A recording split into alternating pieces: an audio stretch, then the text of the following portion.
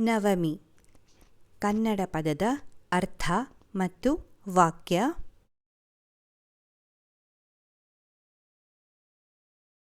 ಅರ್ಥ: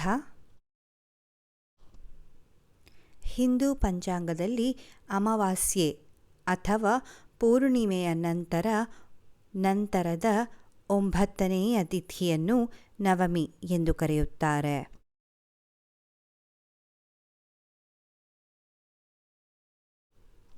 ಸ್ವಂತ ವಾಕ್ಯ. ಮೊದಲನೆಯ ವಾಕ್ಯ: ರಾಮನವಮಿ ಹಬ್ಬವನ್ನು ನವಮಿ ದಿನ ಆಚರಿಸಲಾಗುತ್ತದೆ. ದಸರಾ ನವಮಿಯಂದು ಆಯುಧ ಪೂಜೆ ಆಚರಿಸುತ್ತಾರೆ. 1. ರಾಮನವಮಿ ಹಬ್ಬವನ್ನು ನವಮಿ ದಿನ ಆಚರಿಸಲಾಗುತ್ತದೆ. 2. ದಸರಾ ನವಮಿಯಂದು ಆಯುಧ ಪೂಜೆ ಆಚರಿಸುತ್ತಾರೆ.